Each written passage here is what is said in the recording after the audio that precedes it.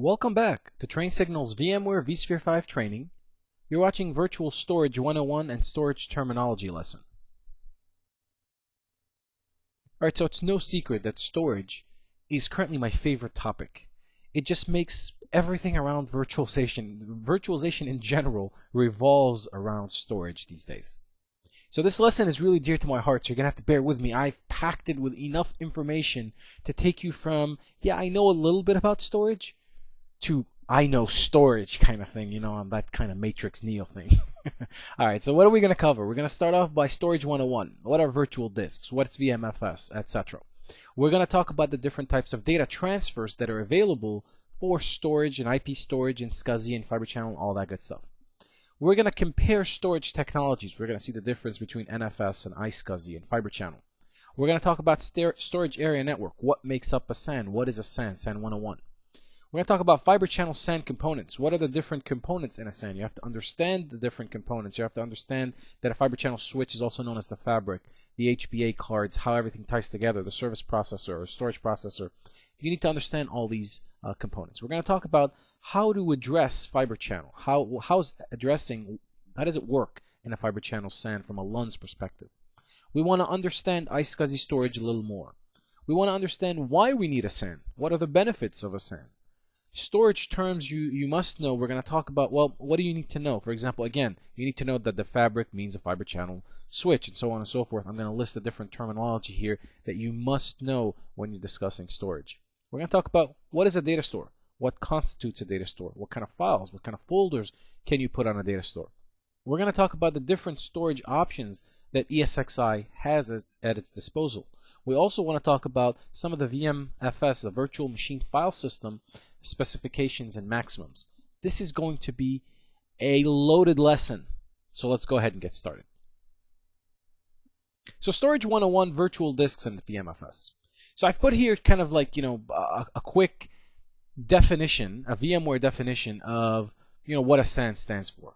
So I'm going to let you guys read it. I'm not going to go over that, but the important thing, the takeaway here to understand is that there's an abstraction between the actual storage and the VMs. The VMs don't know that they're running on a SAN or a Fiber Channel or iSCSI, or they don't care, they don't know. All they care about is they care about virtual disks. So the VMs, as far as they're concerned, virtual disks are at the end of the road from a storage perspective. What you're doing after that, that's your problem. They don't care about it. Virtual disks can be managed easier. You know, it's very simple, right? You have two virtual disks. One constitutes the C drive and the other one constitutes the D drive. Copy them, move them, delete them, whatever you want. It's very easy to add, create, remove. Now, the virtual hardware that constitutes the virtual machine, it has a virtual SCSI controller. That virtual SCSI controller is what gives the virtual machine access to these virtual disks. And that's important to understand because with the virtual hardware, you can select different types of virtual SCSI controllers. And those different types of virtual SCSI controllers will give you different performance access to these virtual disks. So for example, you have bus logic, you have LSI logic parallel, you have LSI logic SAS, you have a VMware para virtualization.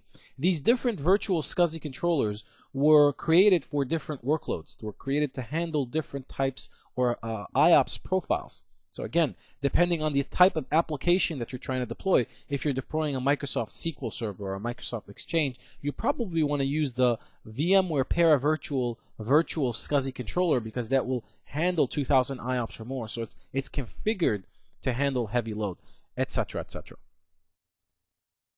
Now the virtual SCSI controller within a VM also gives it access, so it can, you know, read or access, read VMFS data stores, NFS data stores. NFS stands for Network File System. That allows you to also access these data stores. It can also access raw disk mappings. Raw disk mappings, otherwise known as RDM, is when you're taking a LUN and serving it up directly into the VM. So you're bypassing VMFS, you're bypassing any type of VMDKs, and you're just presenting a raw LUN to, for example, a Windows machine. That Windows machine is then going to format this raw LUN as NTFS. Think of it as the same way when you used to present a LUN to a Windows machine and it becomes local to that machine. You're doing the same thing here with the virtual machine. You're passing it through the hypervisor and directly connecting it into the virtual machine. So that's, you know, that's the rawest form of giving the VM access to the disk. So if you need some application that requires extreme performance, this is one of the things that you can do. Or if you have a virtual machine, maybe a file server that requires a large LUN, you don't want to create a virtual disk that's a terabyte in size, right? So you can create that LUN as a terabyte and serve it up directly into the operating system, let the operating system handle that. So again, depending on the management style, that might change. VMFS will stand for VMware File System. It's specialized, it's custom or purpose-built for virtualization. It was made to handle virtual machines. It's VMware's clustered file system, which provides distributed locking on the different VMs at the file level. Now, obviously, the virtual machines' virtual disks are also stored on VMFS data stores, or they could be stored on NFS data stores for that matter.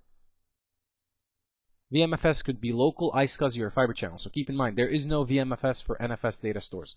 That's very important to note. For those of you that are going to sit the VCP5 exam, that might be one of the questions you get asked. So VMFS only supported on local, iSCSI, or Fibre Channel. Now, centralized storage is important and is required for advanced and enterprise class features like vMotion, storage vMotion in some instances if you're trying to move it. But for the most part, vMotion, VMware High Availability, Fault Tolerance, Distributed Resource Scheduler, all of these components have a need for shared storage in order for them to function, in order for them to exist. Most of the time, in most cases, the centralized storage is a SAN. Now keep in mind, and we'll go through this in a little bit, a SAN only means iSCSI or Fibre Channel. If you're talking about NFS, then that's considered maybe like an IP storage. It doesn't really fall under the realm of a SAN. So when you hear the term SAN or Storage Area Network, that's always referring to either iSCSI or Fibre Channel, typically known as block level storage, and we're going to discuss that in a minute as well. So this diagram here, again, this was borrowed from the VMware documentation, illustrates for you what a typical SAN is. So, in lame terms, you got your ESX host, you got your virtual machines that live on it, you have your virtual SCSI controllers, and those virtual SCSI controllers are then going to connect through HBAs to the different storage and VMFS. Underneath it, you have the LUNs and your raw disks or your actual physical disk. I'm going to break it down even further in other slides so that we can talk about the different components in greater detail. But I just wanted to give you a quick snapshot of what it looks like from a connectivity perspective. Alright, so data transfer. This is important for you to know for the exam, but also for your own knowledge. There's two types of data transfer that exist for storage. You have your traditional block level transfer. Block level transfer is anytime you're dealing with iSCSI, Fibre Channel, or local disk for that matter. It's directly attached to the machine, right? So it's all I/O. It's not going over any kind of IP. It's very dedicated pipe, but just for storage. When you're presenting a block level storage to ESX or Windows or anything, you would see that storage as local storage. You wouldn't be able to tell the difference between local and block level. So for that matter, block level in essence is treated the same way as local storage. So it's important to understand here the difference. Whereas file level storage, anytime you're dealing with IP storage, if it's NFS or if it's CIFS and SMB, all of those are considered file level storage or file level transfer. And to illustrate this better, when you map a drive from a remote location in a Windows server, that's considered a file level transfer, except in Windows you're using it over CIFS and SMB. In ESX we're going to be using it over NFS. So NFS is a Linux/Unix-based network or file level transfer protocol, whereas CIFS SMB is a Windows file level transfer protocol. But I'm trying to illustrate here just so you get the general idea.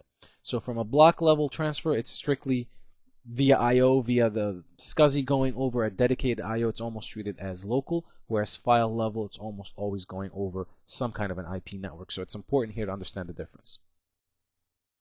All right, so let's talk about the different methods by which you're transferring data.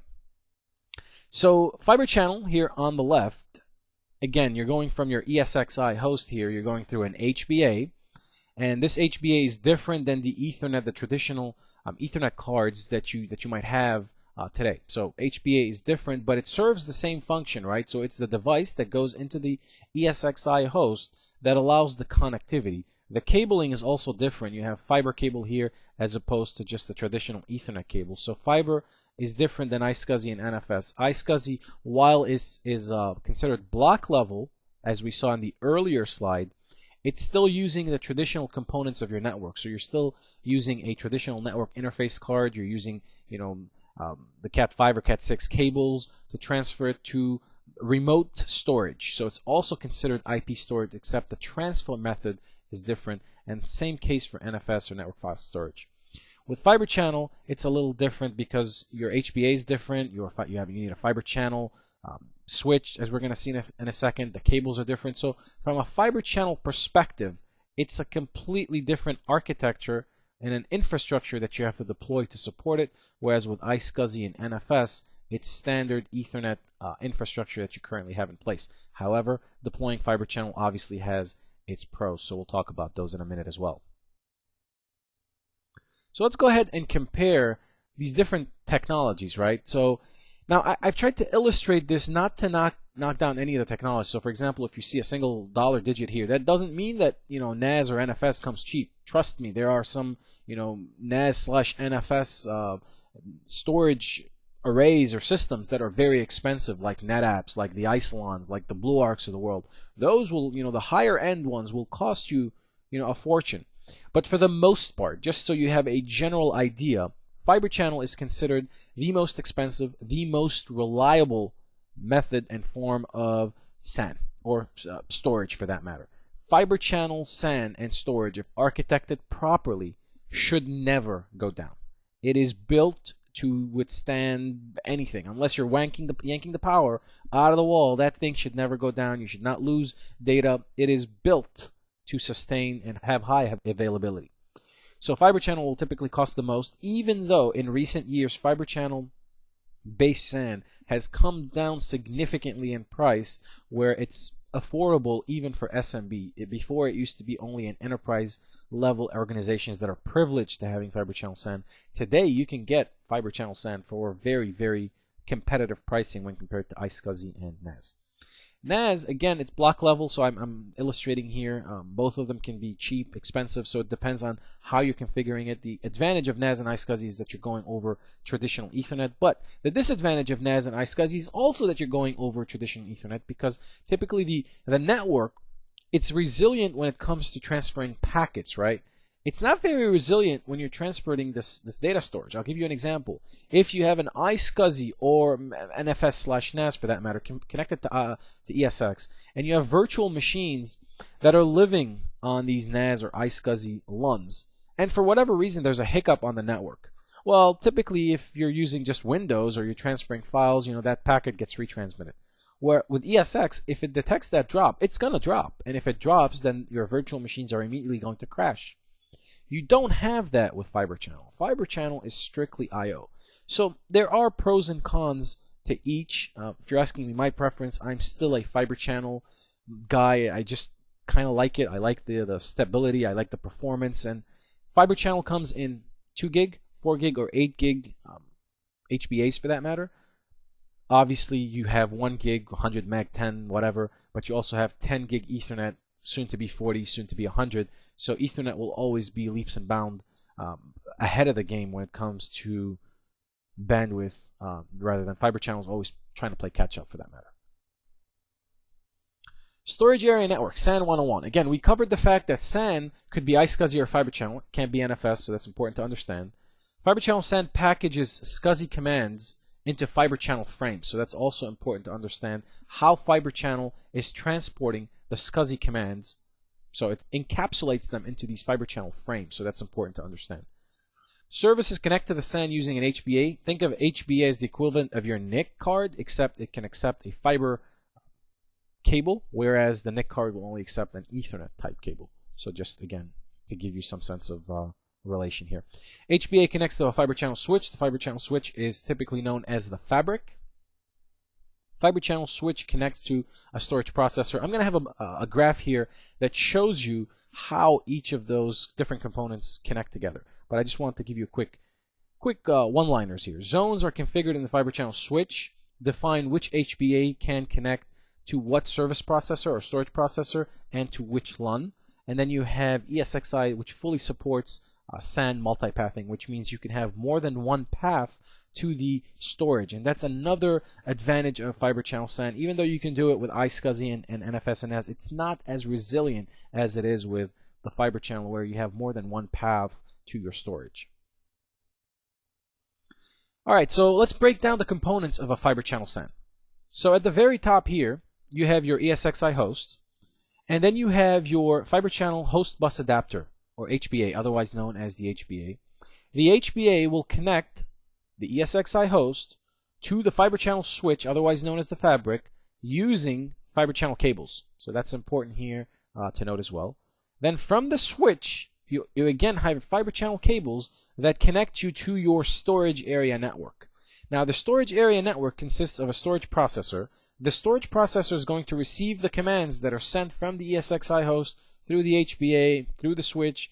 This is what it's going to receive them here, and then it's going to give access to the LUN.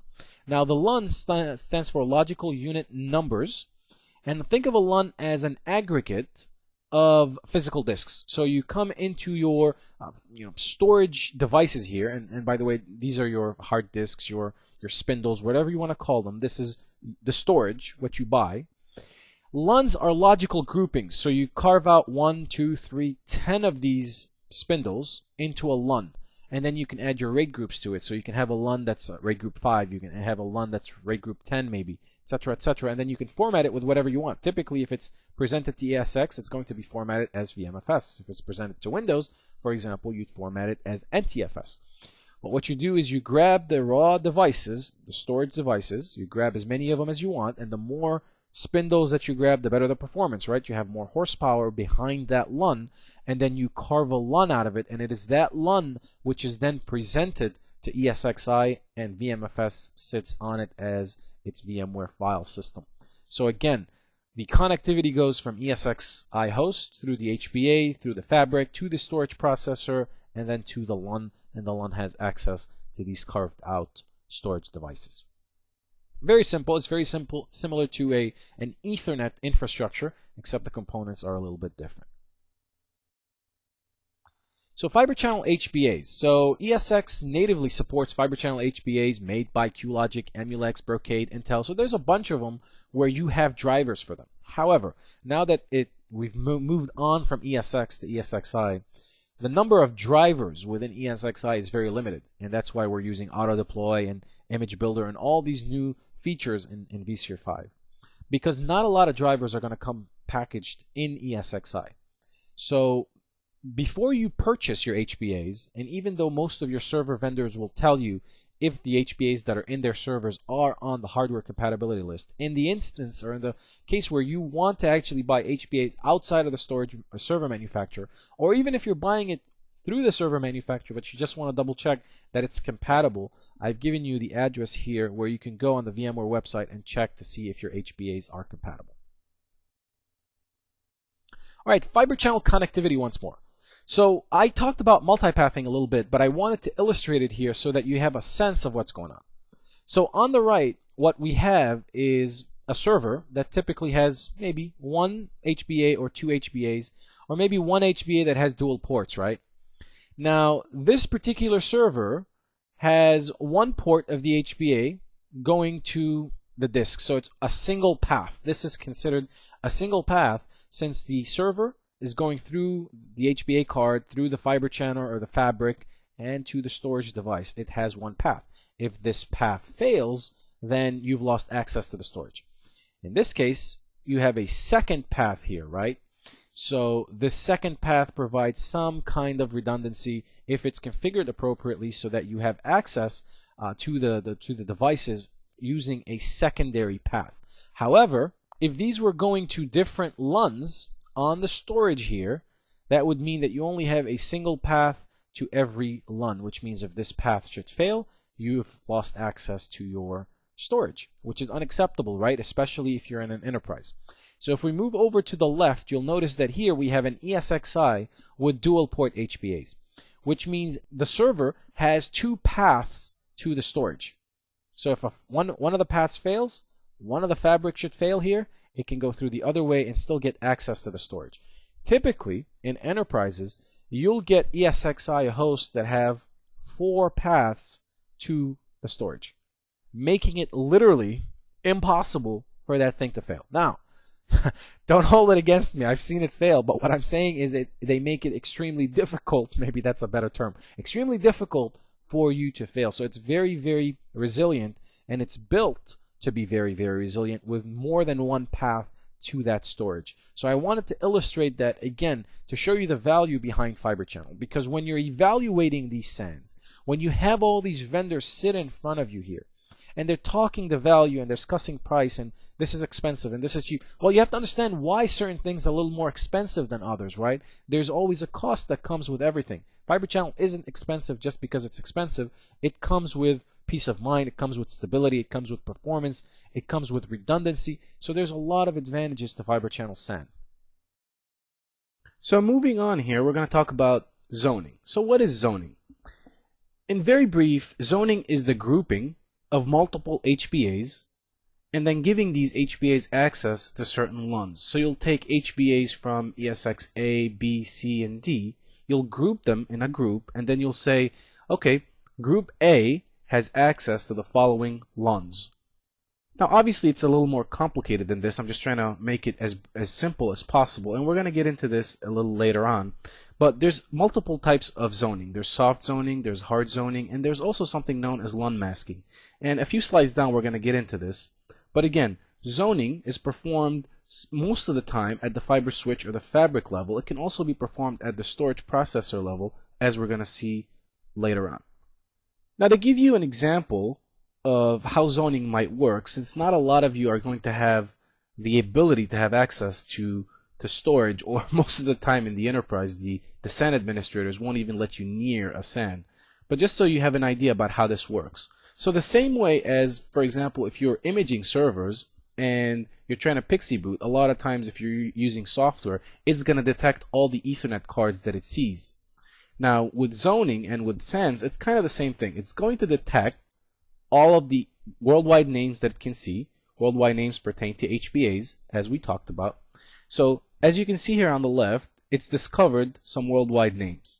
Now the process of zoning is you create a zone and then you add these worldwide names to it, and then you tell this zone which LUNs it has access to. So in the middle, you'll notice that we've included different worldwide names from different hosts in a zone. And then we give this zone access to these LUNs. Now all the way to the right, we've shown you the zones that are existing on the Fibre Channel fabric. So how are LUNs created, or what are LUNs to start with? A LUN is a logical allocation of storage space carved from a set of underlying physical disks. So what this means in essence is you have 10, 20, 30 independent disks, and what we do is we group them together in a logical manner and present them to a host as single storage. So you might have 10, 20, 30 disks that are each independent of different capacities, and then you group them together, you carve up a LUN of a specific size, and then you present this LUN as local storage to a host. Now you can do RAID 5, you can do RAID 0, you can do RAID 1+0, you can do all types of RAID that are supported on a SAN. So this next slide is actually really cool to show you how things are done. So as you can see towards the middle here, we have disks. Those are the disks that are available, and you're going to notice that the type or the size of the disks that we have are 4 gig disks. So then immediately under that, you'll notice that we've created LUN 1. Now LUN 1 is RAID 5. So we've added these disks into LUN 1, and then we've striped them as RAID 5, and so on and so forth. Now, let's talk a little bit about SAN management. I know a lot of you are looking at these screens, and probably not a lot of you have ever worked on a SAN before, or this might be a little overwhelming. In most cases, in most environments, the SAN is managed by a SAN administrator, by a dedicated SAN administrator, at which point you are not required to manage the SAN. However, why not? If you are given the opportunity to learn a new technology, I strongly recommend that one of the new technologies that you acquire is storage technologies. Everything is moving in the area of storage. Now, while virtualization is awesome, you can quickly see how virtualization and storage go hand in hand. So if you're given the opportunity, if you're not in a large environment where you don't have a SAN administrator that's not going to let you anywhere near the equipment, learn SAN technologies. And if you are in an enterprise environment and you have the opportunity to maybe work alongside the SAN administrator to understand this a little better, it'll help reinforce your knowledge, and it'll only make you know things that you didn't know before, and this in turn translates into making you much more valuable in the outside world, or if you're going job hunting, or if you're trying to get a better job. I definitely recommend you learn SAN technologies and storage if you're given the opportunity. Now let's talk a little bit about access control in a fiber channel SAN. Now every SAN component, such as the HBA or the storage processor, has something called a WWN, or worldwide name. Now a worldwide name, you can think of a worldwide name as a MAC address. Now the worldwide names are useful for SAN administrators in order to identify the equipment for zoning purposes. Now a worldwide name is a 64-bit address. The format is as such over here. This is an example of what a worldwide name looks like. Now let's talk a little bit about access control. What if you had a lot of LUNs and you needed a way to prevent certain ESX servers from accessing certain LUNs, or even preventing some ESX servers from viewing or even acknowledging that there is a LUN that's available that they can attach to? How do you control that? What are the methods that are available to you? Now there's a few ways of doing this. There's actually 3 ways of doing this. You can either let the SAN administrators, if it's another group in your organization that handle that, you can let the SAN administrators control access to the LUNs, or you can ask the SAN administrators, hey, give me a chunk of LUNs, let's say 5 or 6 or 10 or 20 LUNs with these sizes, and I will control access and visibility of these LUNs to my ESX servers the way I want. ESX gives you the ability through the ESX software to control access or to control the visibility of SAN LUNs. Alright, so let's examine soft zoning. Soft zoning is the first method of access control or LUN visibility that we're going to talk about. What soft zoning does is the storage processor controls the visibility of LUNs based on worldwide name. So the storage processor here, for example, says that the following worldwide name, which belongs to HBA 1, since we're going to make this 1 and this 0, HBA 1 with worldwide name as follows cannot see LUNs 4 and 5. This is called soft zoning, when the storage processor controls the visibility of LUNs to the HBAs or to the ESX servers. Hard zoning occurs at the fiber switch level, or the fabric level, and is known as zoning or hard zoning. Hard zoning is the control of the visibility of storage processors based on a per port basis. So a fiber switch here has 1, 2, 3, 4, 20 ports. The fiber channel switch here says, for example, that port 10 cannot see storage processor 0. And in this case, we're going to make this storage processor 0 and this storage processor 1. So port 10 cannot see storage processor 0, and in turn, storage processor 0 is the storage processor that has access to LUNs 1 and 2. So the access control in hard zoning happens at the fiber switch or the fiber channel switch level. Now the third option is LUN masking. LUN masking can happen either at the storage processor level or at the hosts themselves level, which means that it controls the visibility of LUNs based on hosts. So you can configure, for example, ESX01 not to be able to see LUNs 3 and 4. You can control this either from the host itself or at the storage processor level. And that's why I named this host access. But the true name, or the correct name for this, is LUN masking. So you prevent the access or the visibility of certain LUNs based on hosts. Now when addressing fiber channel SAN LUNs, the name formatting is a 4-part name as follows. It starts off with the HBA, the device that's being used. So for example, every HBA device is going to have a number. It's going to be preceded by VM HBA and then the number, whether it's 0, 1, 2, 3, 4, whatever it is. Then the storage processor number is going to follow. So that's the route it's going to take in order to access the LUN or the partition. Next comes the destination LUN number, and after that is followed by the partition number.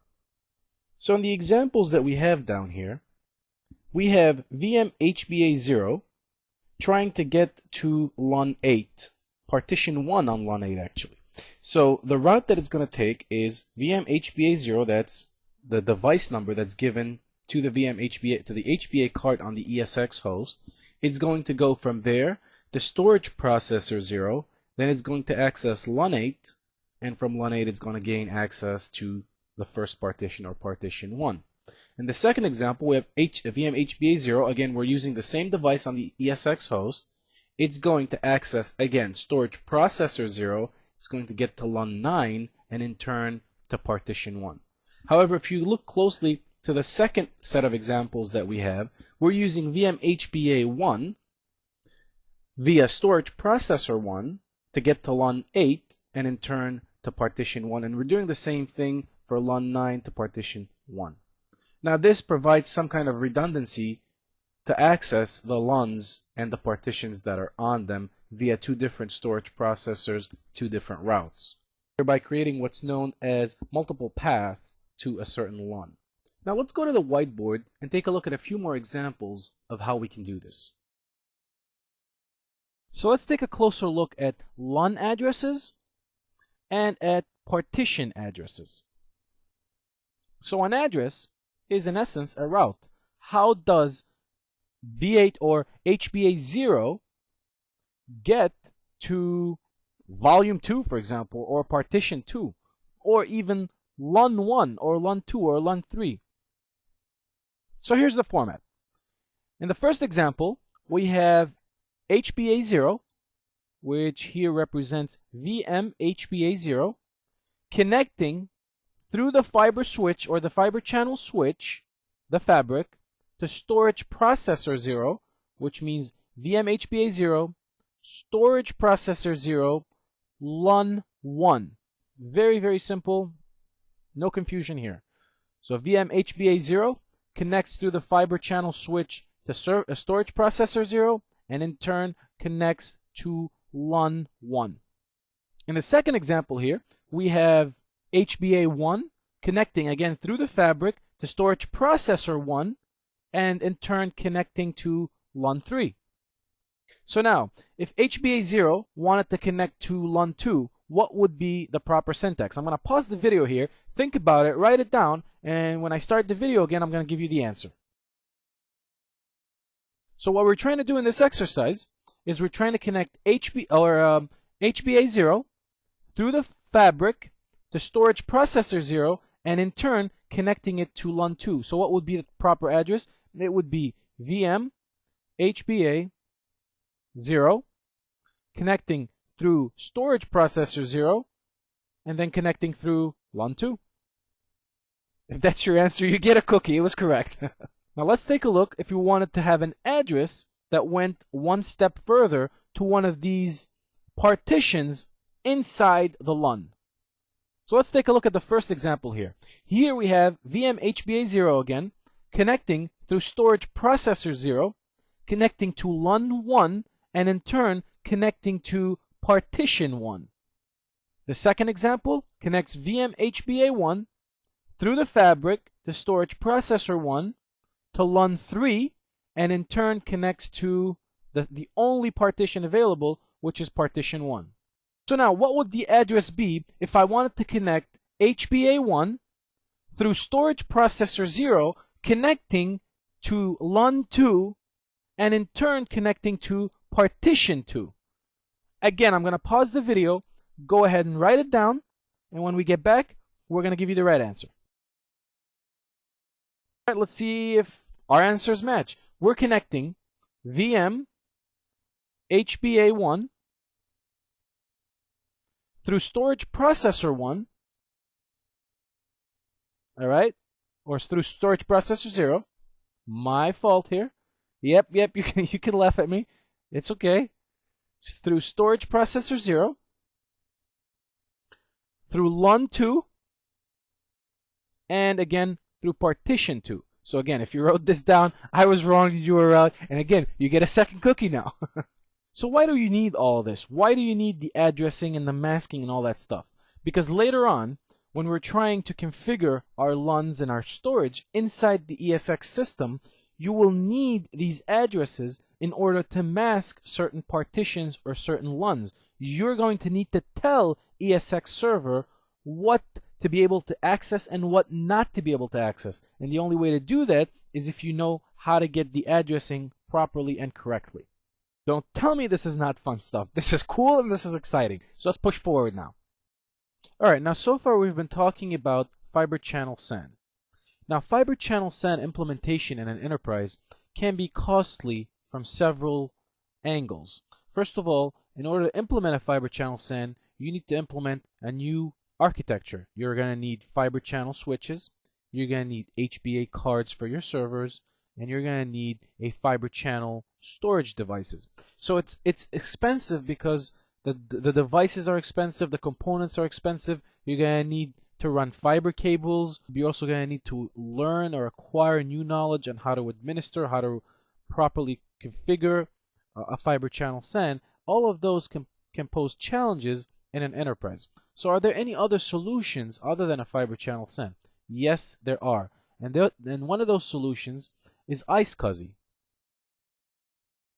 iSCSI stands for Internet Small Computer System Interface, is an alternative that's quickly gaining popularity in the enterprise. And for good reason. Number one, it's much cheaper than fiber channel on all levels. Components or non-components, it's cheaper in terms of disk as well. Number two is with iSCSI, you can use or leverage existing network infrastructure. Now because iSCSI goes over standard IP or TCP/IP, you're using existing Ethernet cards, you're using existing Ethernet switches, you're using your infrastructure, your existing network infrastructure to leverage this powerful storage device that you can implement. Routing, authentication, and encryption is also handled by TCP/IP. Education, you don't need to be educated on all these components. You're already familiar with IP routing, authentication, and encryption. So you don't need to introduce something or a new component to your environment. You already know this stuff. You're just reinforcing it and adding another component or another piece to the puzzle here. iSCSI is also internet ready, which means you can connect two geographically separated data centers using iSCSI. You have the capability of connecting a data center that's in Chicago with a data center that's in Las Vegas, for example, leveraging the internet. ESX server allows you to use iSCSI to boot from SAN. This is exactly the same as with the fiber channel, as long as you have an iSCSI hardware initiator or an iSCSI HBA, as we're going to cover in a bit here, you can boot off of a SAN LUN. Now, one thing I want to stress here, you can only boot to SAN when using iSCSI if you're using a hardware initiator or a hardware HBA. You cannot boot to SAN if you're using a software initiator. Alright, so let's take a look at some of the iSCSI SAN components. You're going to quickly notice here that there's several similarities between the iSCSI SAN components and the fiber channel SAN components. So let's take a quick or closer look here. Inside of an ESX server, you can have either an iSCSI HBA controller, also known as an iSCSI hardware initiator, or you can have an iSCSI software initiator. Now this is self-explanatory, but I'm going to go into a little bit of details. An iSCSI hardware initiator is similar to an HBA. It's an iSCSI physical device that you install in a server. An iSCSI software initiator is software generated or installed in order to replicate or initiate an HBA or an iSCSI hardware initiator. What's an HBA hardware initiator or an iSCSI hardware initiator? It's a NIC card. Now with software, it allows you to use the existing NIC card, but with software, you can turn this NIC card on or make it multifunction in order to become an iSCSI initiator. Now second, you have the IP network instead of the fiber channel fabric or the fiber channel switches. Here we're using the IP network, the Ethernet switches that we currently have, the existing infrastructure that acts as the fiber if you compare it to the fiber channel SAN. On the other hand, you still have, or on the other side, you still have the storage processors for the disk arrays. Now again here, I didn't go into much details when we were talking about fiber channel SANs, about storage processors, but you can have those in either active mode or active passive mode. But I'm not going to go into a lot of details about that. You can feel free to research this over the internet and see how you can configure those in numerous ways to either be active or active passive. And again, you have the LUNs and the actual physical disks. Now you're going to notice here that I specified targets. Now with an iSCSI SAN, we call the disk array a target. Now why do we do that? There's a reason for that. And that is because a disk array in the sense of a fiber channel SAN is a grouping of disks that are in disk trays, for example. In the case of an iSCSI, you can turn any storage device that's attached to any server into a LUN or into a usable iSCSI storage device, provided that you have the right software installed. So let's say you have a server here that has local storage, for example, worth 200 gig. If you install the right software on the server, then you can connect it via iSCSI and have other devices use the local storage attached to the server. For this reason, we call the storage targets and not disk arrays, because in many cases they're not disk arrays and they can be local storage or any other kind of storage that is attached to a server. Alright, so let's recap iSCSI real quick. So iSCSI, again, Internet SCSI, is sending SCSI disk commands and data over a standard TCP/IP network, right? So why use it, right? So it's low cost, use of existing hardware, as we've been talking about. You got Ethernet and NICs, you got your switches, you got your OS features, so on and so forth. Supports almost all vSphere features, everything you can do with fiber channel, you can almost do for the most part with iSCSI. The downside, performance and reliability. Again, you're at the mercy of the network. You're at the mercy of your network administrator. To build a proper iSCSI or even NFS/NAS environment in its truest format, you need complete isolation. And what I mean by complete isolation, I want a dedicated switch. I don't want anybody sharing anything on that switch. I want a dedicated subnet, dedicated VLAN. I want complete isolation. That, again, if you're doing it right, it might cost a little bit of money. I mean, you're rubbing up against what a fiber channel could cost at that point, and that's where you need to weigh in the pros and cons. But keep in mind, performance and reliability come into effect immediately with iSCSI, NAS, NFS. iSCSI Hardware Initiator is a special iSCSI NIC card. Again, it's just a regular NIC card for that matter, but it's dedicated for iSCSI traffic. It's hardware initiator rather than software initiator, and it's dedicated to move that particular SCSI disk communication dedicated from a physical hardware perspective, so it has some cache on it and stuff like that that would enhance it and make the performance a little better. iSCSI Software Initiator, now you're turning your existing NIC card into sort of like a multifunctional NIC card, where you're using it for your regular IP traffic, but you're also using it to transfer some of your data traffic. Not my favorite thing in the world, but it's also an available option for you. Your iSCSI target is known as the server that's running iSCSI. That's where typically the storage is at, so that's what we mean by an iSCSI target here. Alright, iSCSI uses IQN. So think of the IQN, which stands for iSCSI Qualified Name.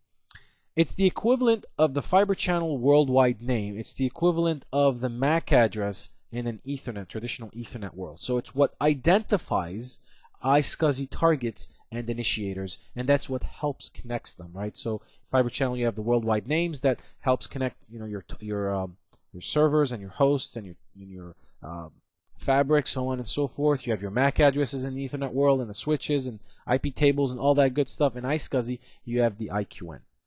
The IQN is laid out in the following format. You have the date in year month format. You have the reverse domain. You have a unique organizational assigned name, for example, the host name. So for example, to break down what an IQN is made up of, you can start with the following. So in this case, we have 2007, which is the year.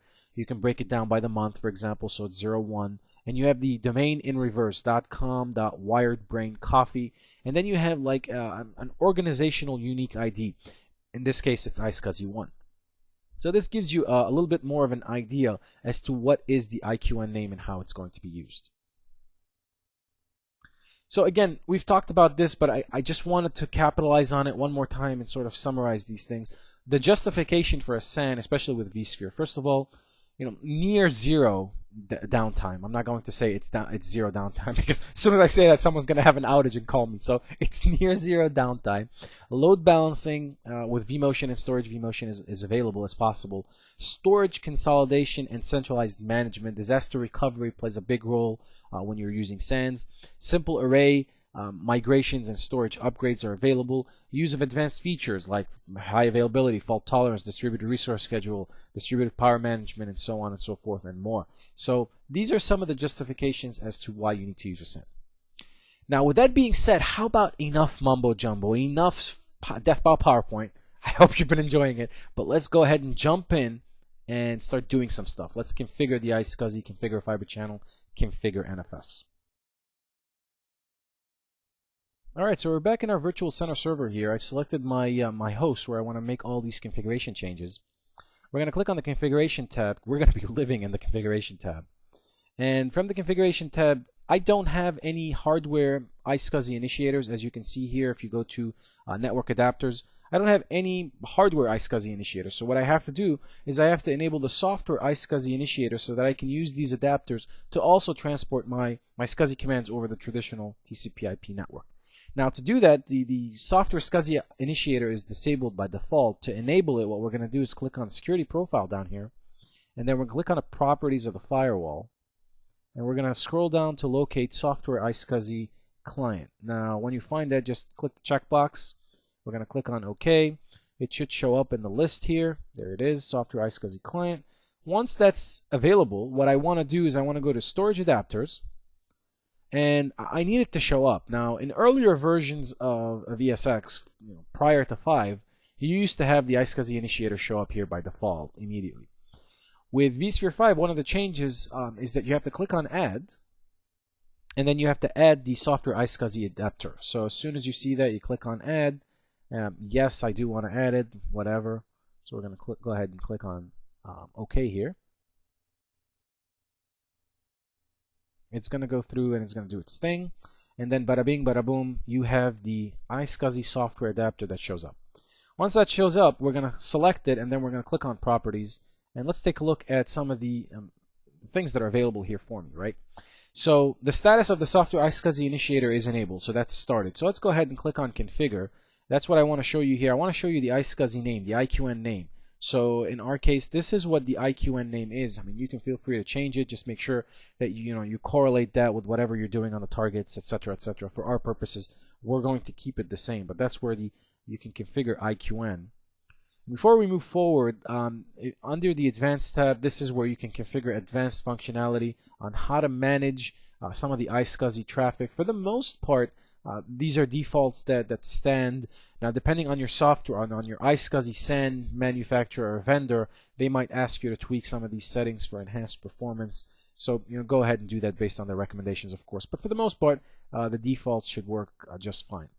Under CHAP, this is where you can configure authentication for iSCSI. So at the top here, you have CHAP for target authenticates to host. And you have a couple different ways by which CHAP can authenticate. You have do not use CHAP, do not use CHAP unless requested by the target, so on and so forth. You have just a couple different algorithms by which you are allowing the target to authenticate to the host. Now, for added security, the second sort of screen down here, it allows mutual CHAP. So the host also has to authenticate back to the target. Now, this is for extreme high security, and one of the only options that you have available here is once you've selected an option up here. So let's say we want to use CHAP,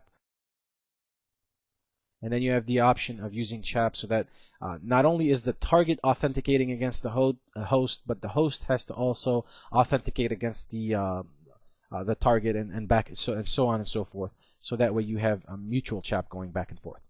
So for the purpose of our demonstration, we're just going to exit out of here. Now, you have two ways of allowing iSCSI to discover the LUNs that are available on the target. You have dynamic discovery and you have static discovery. Now, for the most part, the name is self-explanatory, right? But let me just break it down. With a static discovery, you are putting in the IP address of your iSCSI server, and you're giving it all the necessary information for that target. It's a direct connection that you're establishing. It's a static connection.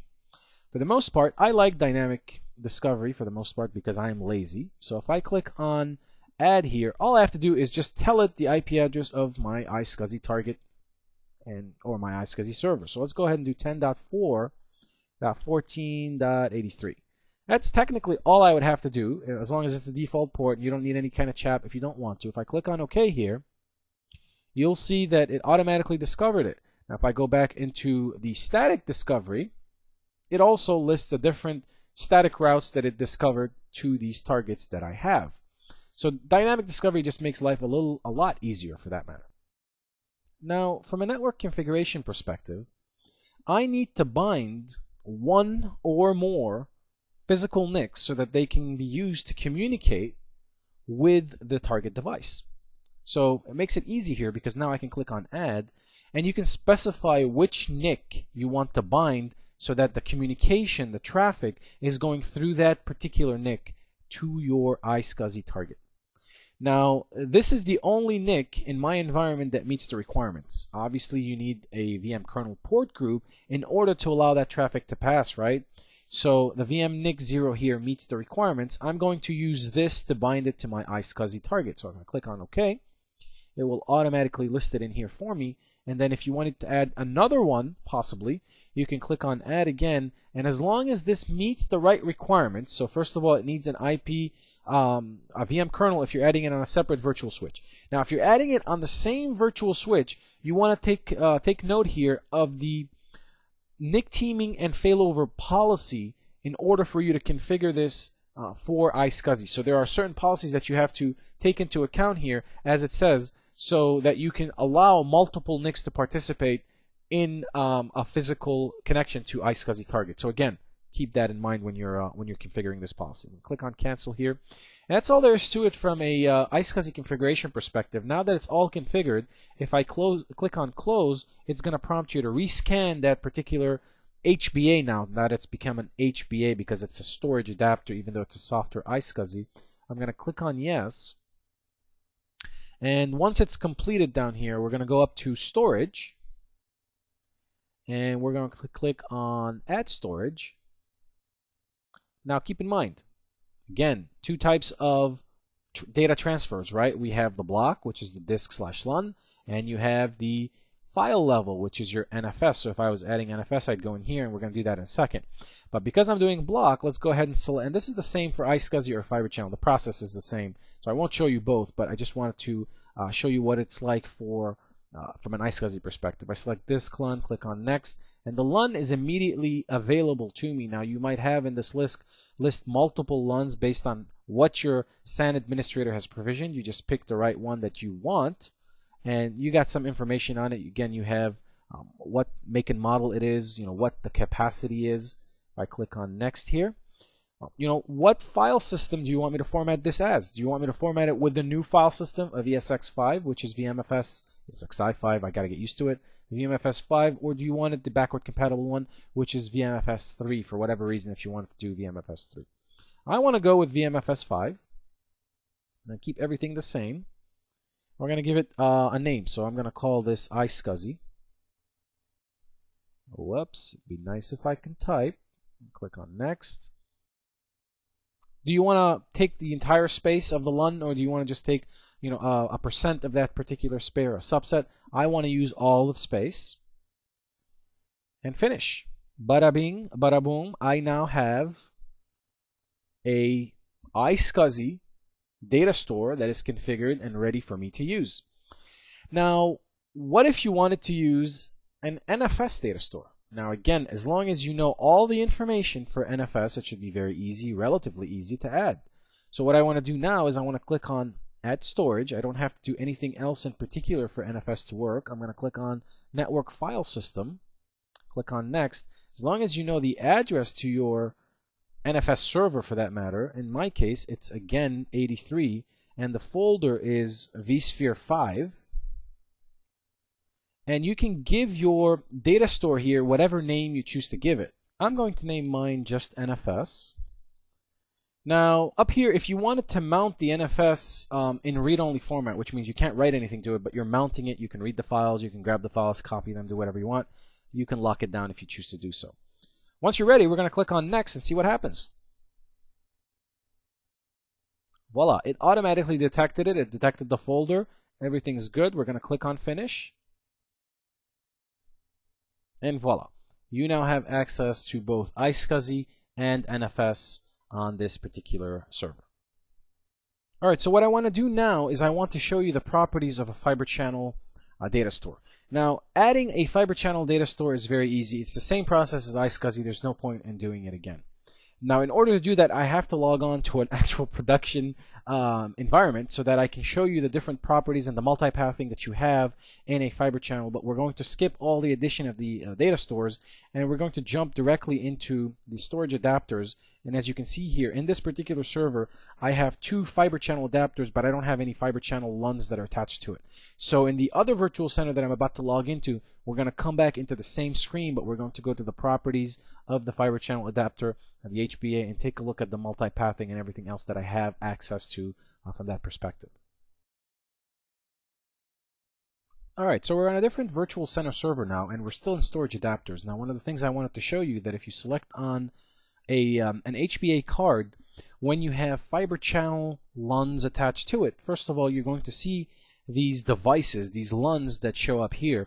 And then if you click on paths, it's going to show you the path to every one of those LUNs. So remember how we were talking about the addressing when we were in the presentation during the lecture. This is again where you could see the path to these particular LUNs, and you can see over here on the right if there's active I/O being passed through, if you have the status is green, then everything's okay, so on and so forth. You can see the LUN numbering here, etc., etc. Now this is from a what's connected to this particular HBA perspective, right? You can always do rescan of the HBAs or refresh. However, if you wanted to take a look at, well, how is the HBA routing through? What is the path selection like to these devices? You can come in here under storage, and then let's say you want to select this particular one up here. It'll give you information about it down here. If we click on properties, you have several different options. Well, first of all, you can rename the data store if you want to do so. If there was more disk space, you can increase the disk space here. If you wanted to initiate storage I/O, you can select this checkbox, which enables it, and then you can allow storage I/O to do quality of service and make sure you have enough bandwidth for what you're trying to do. Again, unless you're very advanced, I wouldn't recommend you play around with these things for now, at least until you get more familiar with it. However, if you wanted to manage the paths to the storage, down here you'll see a button called Manage Path. If you click on it, it's going to show you by default what is happening. So right now you have 2 paths to this particular data store, to this storage. So if one fails, the other one is always working. And you have it in a round-robin method. What round-robin means is it's going to utilize both paths. It's going to try to load balance traffic across both of the paths in an active format. So the traffic that's coming in is going to go through, for example, storage processor 0 and storage processor 1 at the same time. You have active path to the storage from multiple paths for that matter. If you wanted to change it from the drop-down menu here, you have options.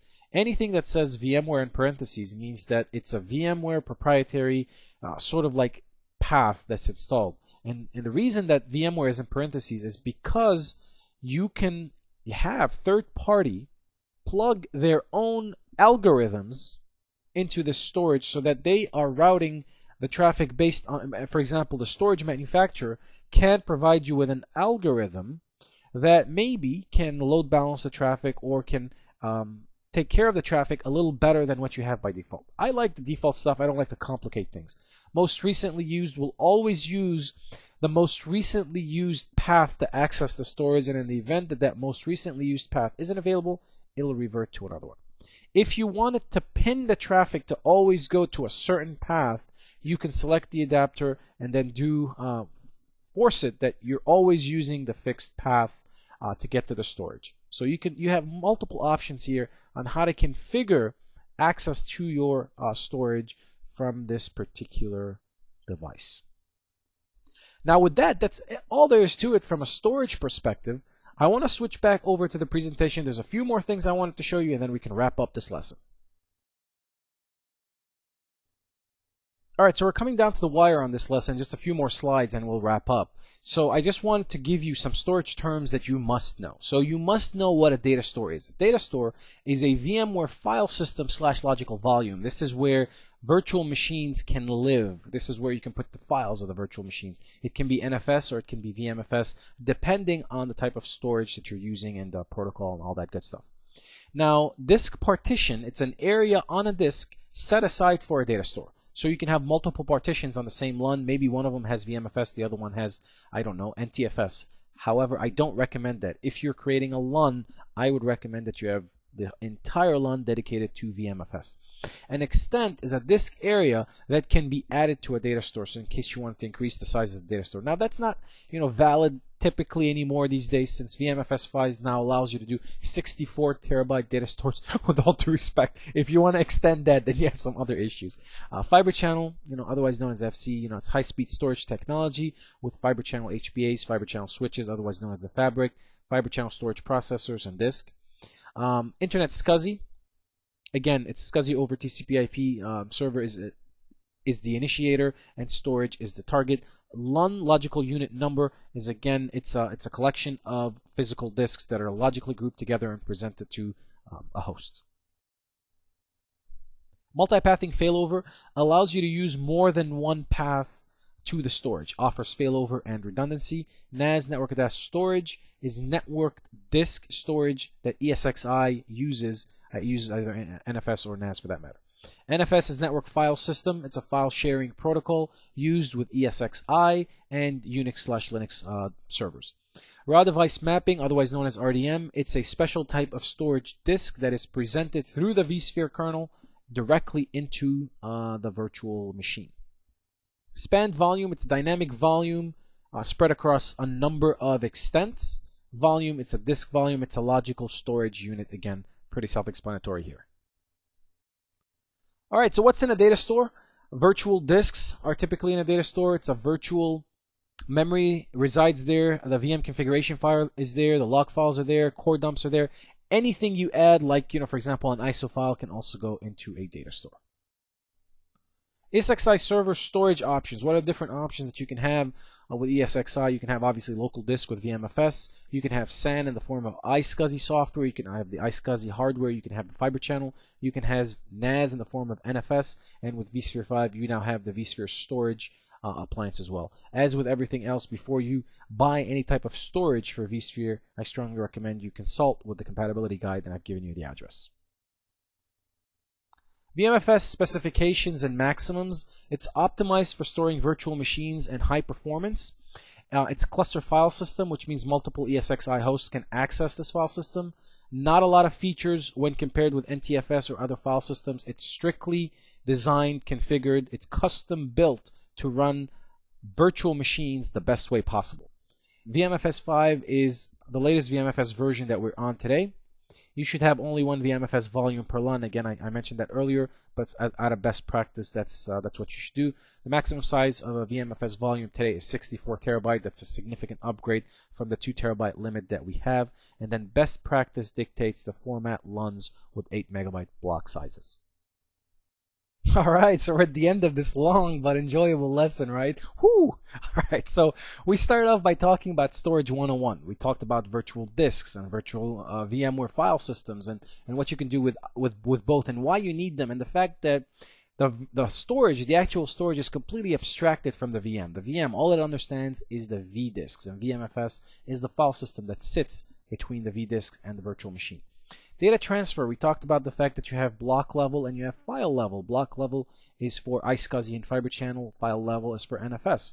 We compared the different types of storage technologies from NFS to iSCSI to fiber channel, the differences in feature sets, in price, etc., etc. We talked about the fact that a storage area network is comprised of primarily, when you say storage area network, you mean a SAN, but in some cases you also could mean an iSCSI SAN. Anything that's block level is considered a storage area network, and we went through the different components of iSCSI and SAN and NAS for that matter as well. We talked about Fiber Channel SAN components as well. We talked about how you address Fiber Channel SAN, how you use the worldwide names, and so on and so forth.